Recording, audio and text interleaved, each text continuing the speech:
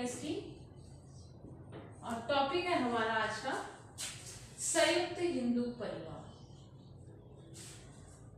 पिछले वीडियो में हमने साझेदारी और उसके प्रकार, साझेदारों के प्रकार, साझेदारी संलेख के बारे में पढ़ा था। आज जो हम पढ़ेंगे वो है संयुक्त हिंदू परिवार व्यवसाय। ये जो व्यवसाय है ये सबसे पुराना प्रारूप है। क्या है? सबसे पुराना प्रारूप है जो केवल कहाँ पाया गया था? केवल भारत में ही पाया जाता है। इस व्यवसाय का अभिप्राय ये रहता है, इसका अभिप्राय ये है कि जिसका स्वामित्व एवं संचालन, क्या?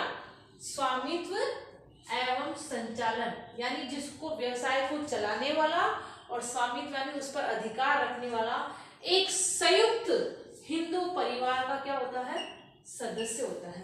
वही उस व्यवसाय को चलाता है, उसको हम कहते हैं संयुक्त हिंदू परिवार व्यवसाय। एक बार पुनः, इसका अभिप्राय है वह सदस्य जो जिसका स्वामित्व एवं संचालन एक, या वह व्यवसाय जिसका स्वामित्व एवं संचालन एक संयुक्त हिंदू परिवार के सदस्य करते हैं, उसको हम क्या कहते हैं? संयुक्त हिंदू परिवार व्यवसाय कहते हैं। इसका जो संचालन होता है, इसका जो प्रशासन होता है, ये जो चलाया जाता है वो किसके द्वारा चलाया जाता है? हिंदू लॉ के अनुसार, यानी हिंदू कानून के द्वारा इसे क्या किया जाता है? चलाया जाता है। इसके नियम उसी के अनुसार होते हैं। आगे देखिए, इसकी जो सदस्यता होती है वह कब से होती है? जन्म से ही। व्यक्ति जब जन्म लेता है वह संयुक्त हिंदू परिवार का क्या बन जाता है? सदस्य बन जाता है। और कब तक रहता है? 3 पीढ़ियों तक वह इस व्यवसाय का क्या रह सकता है? सदस्य बना रह सकता है। कितनी पीढ़ियों तक? 3 पीढ़ियों तक वह क्या रह सकता है? सदस्य बना रह सकता है। अब आगे देखिए, इसका नियंत्रण किसके हाथों में होता है? परिवार का मुखिया कह दीजिए या कर्ता कह दीजिए, जिसको हम कर्ता भी कहते हैं, यानी जो सबसे बड़ी आयु वाला व्यक्ति होता है वही इसका क्या करता है? नियंत्रण करता है, संचालन करता है, और स्वामित्व भी उसी के हाथ में होता है। वह परिवार का जो बड़ा मुखिया होता है। अगर परिवार का ये मुखिया मर जाता है तो इसके बाद जो अगली आयु वाला जो व्यक्ति होता है वह क्या बन जाता है? परिवार का मुखिया या कर्ता बन जाता है, और वो क्या करता है? व्यवसाय को निरंतर चलाए रखता है। अब देखिए, इसका जो स्वामित्व होता है वो कहाँ तक होता है? सदस्यों के पूर्वज की संपत्ति के बराबर क्या होता है? इनका स्वामित्व होता है। जितनी पूर्व संपत्ति होती है उसके बराबर इन लोगों को क्या होता है? सदस्य, जो सभी सदस्य जो होते हैं, एक नहीं सभी सदस्यों का पूर्वज की संपत्ति के बराबर क्या होता है? अधिकार होता है, स्वामित्व होता है। अब ये है हमारा हो गया, अर्थ ये हो गया इसका कि एक सारांश रूप में मैं बता सकती हूँ कि एक परिवार के, एक हिंदू व्यवसाय परिवार का अर्थ ये होता है कि जिसका स्वामित्व एवं संचालन हिंदू परिवार सदस्य की सबसे बड़े मुखिया या कर्ता के हाथ में होता है। वही व्यवसाय को चलाता है, वही व्यवसाय को संचालन करता है, सारा कार्य उसी के आधार पर होता है। और अगर उसकी मृत्यु हो जाती है तो उसके बाद जो अगली बड़ी आयु वाला व्यक्ति जो होता है वह क्या करता है? इस व्यवसाय को निरंतर चालू रखता है। अब इस व्यवसाय को चलाने के लिए, शासित करने के लिए 2 प्रणालियां बताई गई है। एक है दयाभाग और दूसरी है मिताक्षर। दयाभाग और मिताक्षर ये प्रणाली जो है ये कहाँ होती है?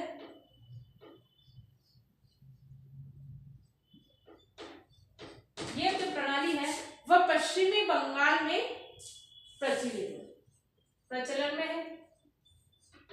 कहाँ पर? पश्चिमी बंगाल में प्रचलित है।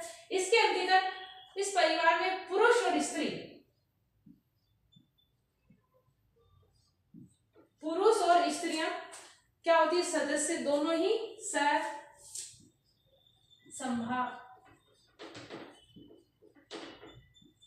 भाषी होते हैं। स्त्री और पुरुष दोनों ही इसमें सदस्य होते हैं।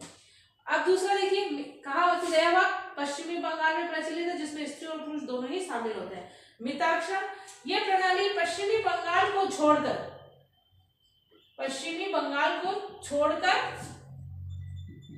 शेष भारत में, पश्चिमी बंगाल को छोड़कर क्या होती है? शेष भारत में लागू होती है। इस प्रणाली में केवल पुरुष ही सदस्य होते हैं, सहसंभागी होते हैं। तो वह कहलाती है मिताक्षर। इसमें स्त्री पुरुष दोनों होते हैं। पश्चिम बंगाल में होती है ये, पश्चिमी बंगाल को छोड़कर शेष भारत में, और इसमें केवल पुरुष ही क्या होते हैं, सहसंभाषी होते हैं। आगे देखिए, अब पढ़ते हैं इसकी विशेषता या लक्षण कह दीजिए। भाई संयुक्त हिंदू परिवार की क्या क्या विशेषता है, तो विशेषता और लक्षण। सबसे पहला है निर्माण। हिंदू संयुक्त परिवार व्यवसाय का जो निर्माण होता है वह क्या होता है, कम से कम 2 सदस्य का होना। कितने, 2 सदस्य, और उसके साथ किस चीज का होना, पैतृक संपत्ति का होना। पैतृक संपत्ति का मतलब अपने दादा परदादा की जो संपत्ति होती है उस संपत्ति का विरासत में मिला होना आवश्यक होना चाहिए, और ये इसमें किसी प्रकार की अनुबंध की आवश्यकता नहीं होती है। वापस निर्माण, कम से कम कितने सदस्यों का होना, 2 सदस्यों का होना, और साथ ही साथ क्या होना, पैतृक संपत्ति का होना आवश्यक है। इसमें किसी प्रकार की अनुबंध की आवश्यकता नहीं है, आसानी से इसका निर्माण किया जा सकता है। किसके अनुसार, मैंने पहले भी बताया था, हिंदू ला के अनुसार इसका क्या किया जा सकता है, निर्माण किया जा सकता है। सेकंड देखिए,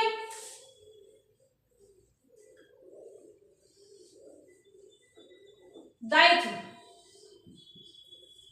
इसमें क्या होता है, कर्ता को छोड़कर अन्य सभी व्यक्तियों का दायित्व व्यवसाय की कहां तक होता है, सहसंभाषी संपत्ति में उनके अंश तक उनका दायित्व क्या होता है, सीमित होता है। सभी सदस्यों का दायित्व क्या होता है, सहसंभाषी संपत्ति के अंश तक क्या होता है, उनका दायित्व सीमित होता है। नियंत्रण, तीसरा देखिए, मैंने पहले बताया था नियंत्रण किसका होता है, आपको मैंने ये बताया था, नियंत्रण परिवार के मुखिया या कर्ता को या सबसे बड़े आयु वाले व्यक्ति का क्या होता है, इसमें नियंत्रण होता है। निरंतरता, मैंने बताया था कि इसमें निरंतरता बनी रहती है, क्योंकि अगर मुखिया, जो बड़ा मुखिया होता है, अगर उसकी मृत्यु हो जाती है तो उसके बाद कौन बन सकता है, उससे अगले जो बड़ी आयु वाला व्यक्ति है वह व्यक्ति उसका कर्ता बन जाता है, मुखिया बन जाता है, और इस प्रकार ये व्यवसाय निरंतर चलता रहता है, समाप्त नहीं होता है, तो वो निरंतरता बनी रहती है। नाबालिग सदस्य, यहाँ मैंने बताया था इसको सदस्य कैसे होते हैं, जन्म से ही इसके सदस्य बन जाते हैं। व्यक्ति जन्म लेता ही सदस्य बनता है, इसलिए इसके अंतर्गत जो सदस्य होते हैं वह कैसे होते हैं, नाबालिग होते हैं। तो ये हो गई हमारी विशेषता, 5 विशेषता। इसके बाद हम पढ़ेंगे इसके गुण और दोष। पहला गुण है हमारे पास प्रभावशाली नियंत्रण।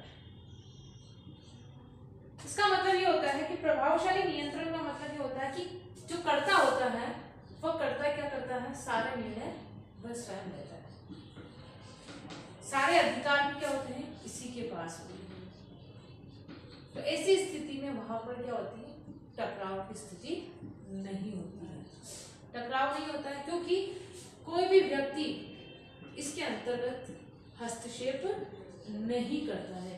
तो ऐसी स्थिति में जो नियंत्रण होता है वह नियंत्रण कैसा होता है, प्रभावशाली होता है।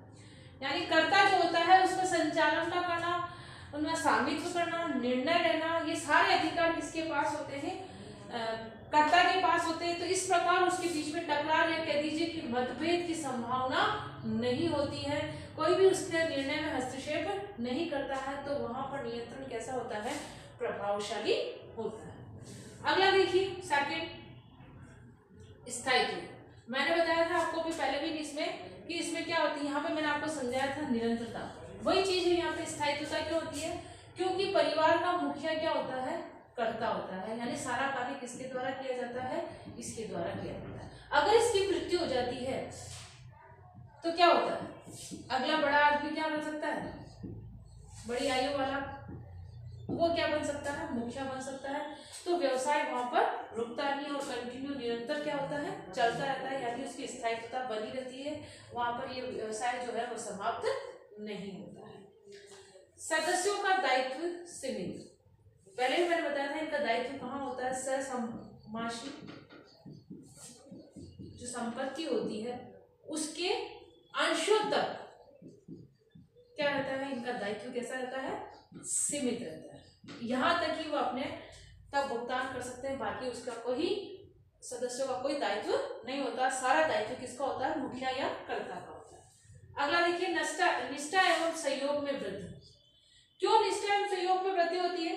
क्योंकि व्यवसाय जो है, इसकी जो एक परिवार है, जो परिवार के जो सदस्य है, वह सदस्य क्या करते हैं? मिलकर कार्य करते हैं, मिलजुल कर क्या करते हैं?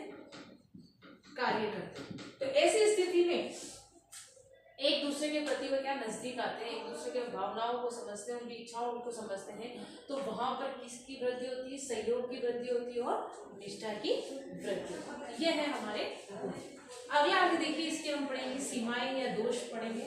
तो पहला है सीमित साधन। संयुक्त हिंदू परिवार में साधन जो होते हैं वो सीमित होते हैं, क्योंकि इसके अंतर्गत ये कहाँ तक होते हैं? पैतृक संपत्ति उनके पास, पैतृक संपत्ति तक ही सीमित होते हैं। उनके पास पैतृक संपत्ति कितनी है? तो कम होती है। तो यहाँ पर इस साधन की समस्या यहाँ पर बनी रहती है।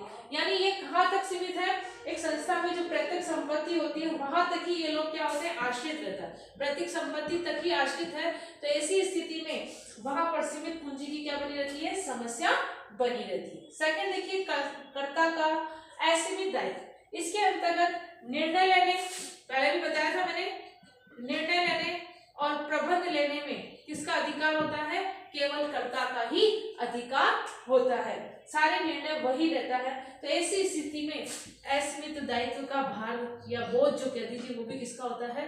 कर्ता का होता है। यानी कहने का मतलब, अगर किसी प्रकार का ऋण चुकाना पड़ता है, ऋणों को चुकाना पड़ता है, तो उसके लिए निजी संपत्ति का क्या किया जा सकता है? प्रयोग किया जाता है। अतः कहा जाता है कि कर्ता का दायित्व कैसा होता है?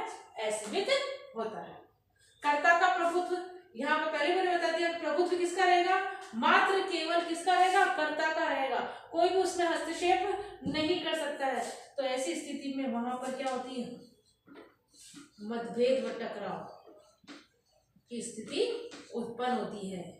सीमित प्रबंध कौशल, कोई भी कितना भी होशियार क्यों न हो, हर के पास प्रबंध जो होती है वो कैसी होती है? सीमित। प्रबंध कौशल जो होता है वो कैसा होता है? सीमित होता है।